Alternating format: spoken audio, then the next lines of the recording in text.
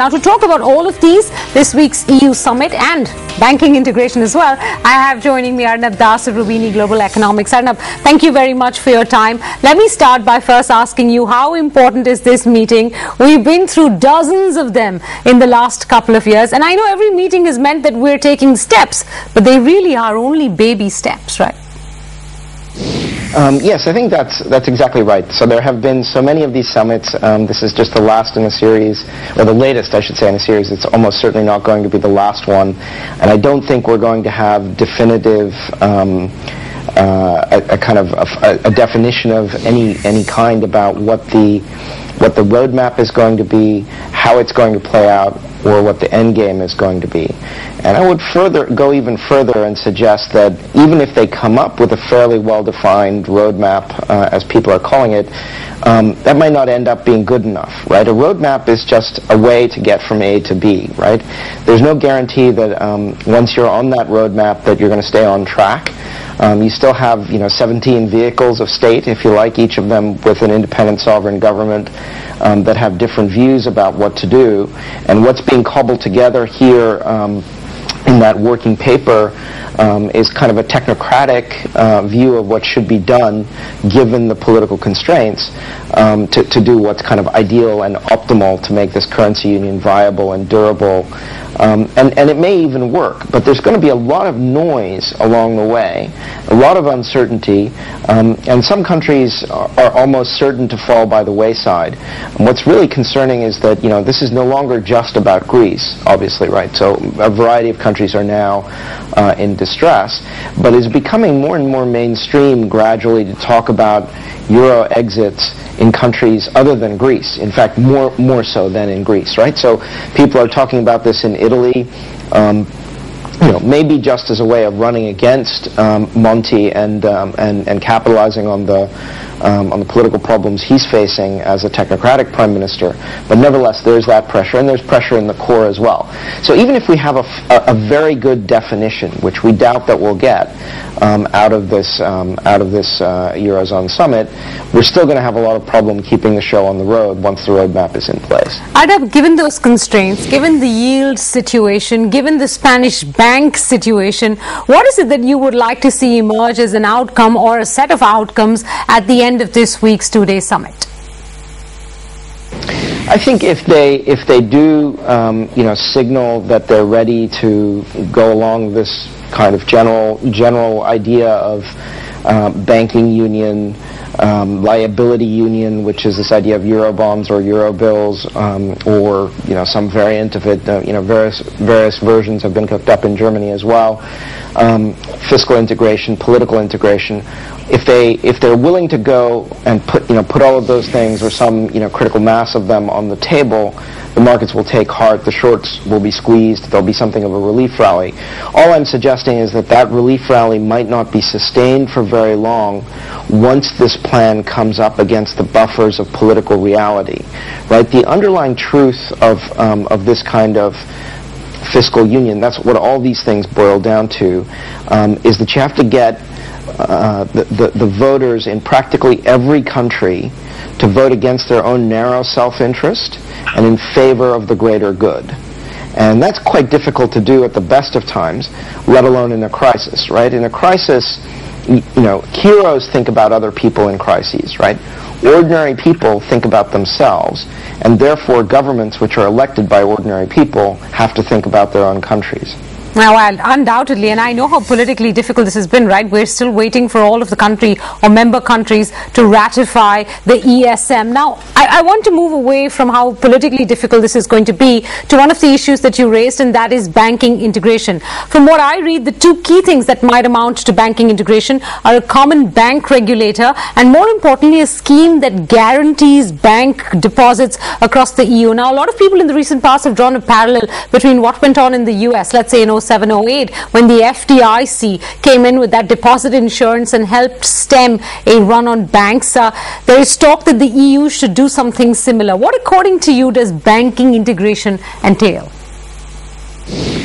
Well, to me, banking integration is a stalking horse for fiscal and therefore political integration. It worked in the United States because the FDIC can call on the premiums that deposit-taking banks that are FDIC banks pay into the FDIC. Now, those premiums are never enough to quell a kind of a run on that part of the banking system. So when the FDIC runs out of resources, it has a call, it's backed, actually, formally it's stated to be backed by the full faith and credit of the United States. So the financing for the deposit insurance in the United States comes from the Treasury, from the federal Treasury, right? So that's, it's still a stalking horse for fiscal integration. And, it's not just about the deposits. I mean, deposits are obviously the most important part, and that's kind of the top of the capital structure of the banking system. But that deposit run is taking place, or starting, it's even still slow in some countries, faster in others. It's starting because there's a bad asset problem, an NPL problem, that is reflected in the decapitalization, the loss of equity in the banks, and a run on the wholesale liabilities of the banking system. So ultimately what you need to do is to recapitalize the banks. But if a big part of the bad debt in the banking system is ultimately potentially public debt, as it proved to be the case in Greece and may still prove to be the case in Spain or in Italy, then you have a very serious problem because that country can't stand behind its banking system. You have to mutualize it and socialize it across the whole Eurozone, which takes you right back to this question of fiscal and political integration. So what you're saying, Arnab, is that banking integration is a proxy, a far smaller proxy, but a proxy nonetheless for fiscal and political integration. You can't do banking integration unless you have fiscal or closer fiscal integration, and by that, do you mean a common treasury? I think you need to have a common treasury, and ultimately what you need to do is to share tax revenues, and you need to have a system of representation that is European, not national.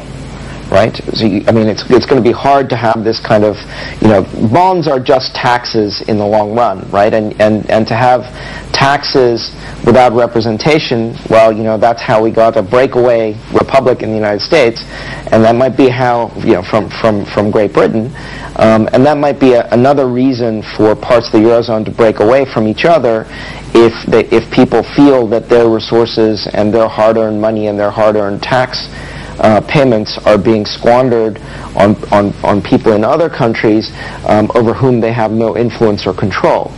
And so that's essentially what Germany is saying, right, is that, fine, we can have Eurobonds, maybe we can have this idea of liability union, fiscal union, but we're going to put that at the end of the process of political integration so that we have a say over how our resources are used, rather than putting the cart before the horse once again.